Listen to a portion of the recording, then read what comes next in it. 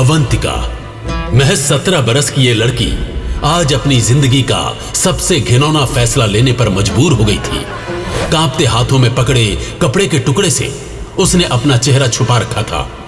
आंखों से बहते आंसू मिट्टी में समा रहे थे, क्योंकि घर में पड़ी मां की लाश की बदबू से पूरा घर भर गया था। लेकिन दाह संस्कार के लिए उसके पास एक कौड़ी भी नहीं थी। मजबूरी में उसे अपने की नीलामी करनी पड़ रही थी। बाजार में भीड़ इकट्ठी हो गई थी। मर्द अपने पैसे गिन रहे थे और अवंतिका को इस तरह घूर रहे थे जैसे वो कोई सामान हो। उनकी आंखों में दरिंदगी साफ दिख रही थी। तभी वहां गूंजी एक आवाज जिसमें अजीब सा रौब था। बस करो ये गंदा खेल, ये लड़की किसी के साथ भी नहीं जाएगी, समझे सब? ये आवाज थी जय सिम्हा की। सिर्फ 18 साल का ये लड़का रतनगढ़ में सबसे कमजोर माना जाता था। लोग इसे नामर्द और कायर कहते थे। उसकी बदनामी पूरे शहर में फैली हुई थी। लेकिन आज उसकी आवाज में कुछ अलग ही था। अरे देखो, ये तो वही नपुंसक है जो रसोई में घुसा रहता है। इसकी फालतू बकवास कौन सुनेगा? चल भाग यहाँ से।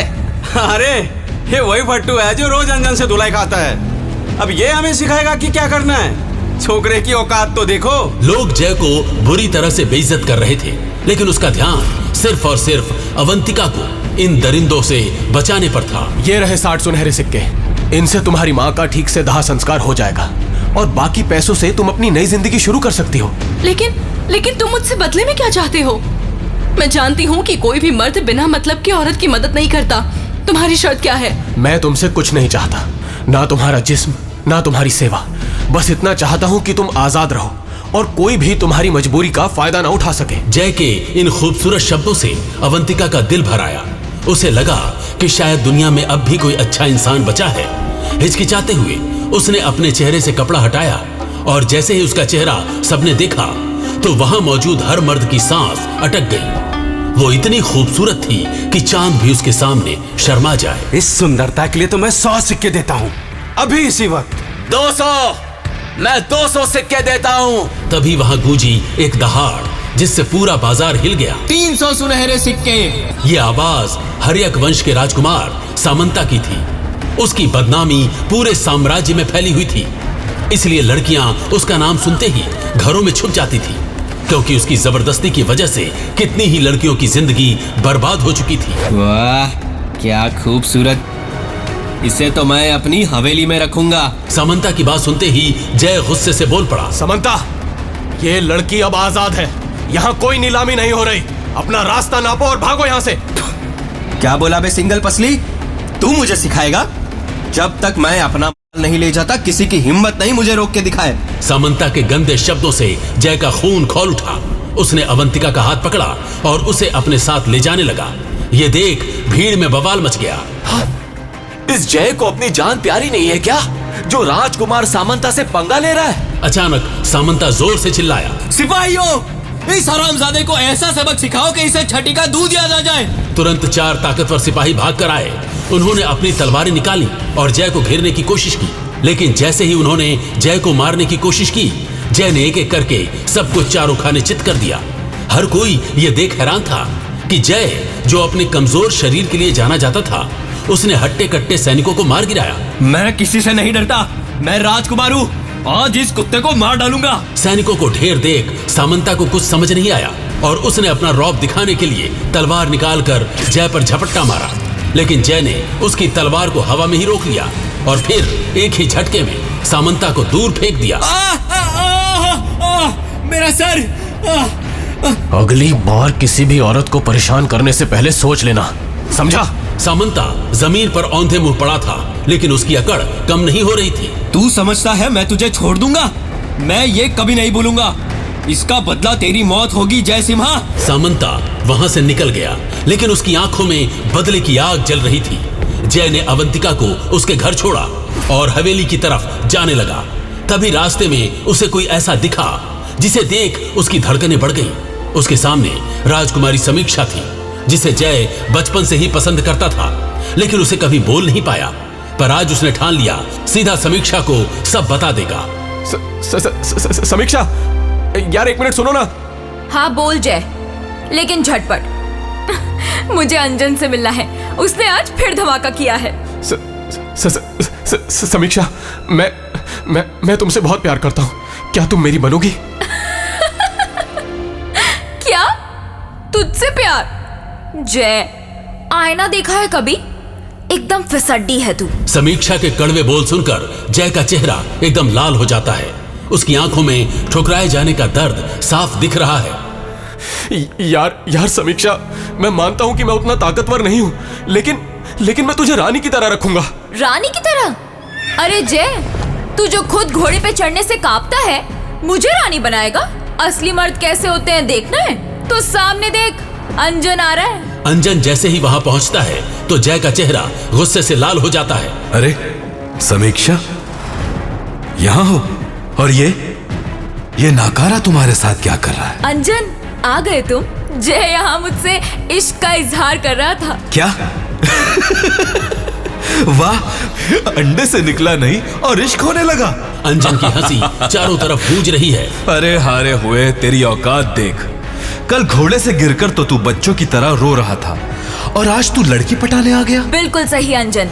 जय को लगता है कि कोई खूबसूरत लड़की उससे प्यार करेगी जो तलवार भी ढंग से नहीं उठा सकता। मैं बेहतर होने की कोशिश कर रहा हूँ। अबे घोचू, योद्धा पैदा होते हैं, बनाए नहीं जाते।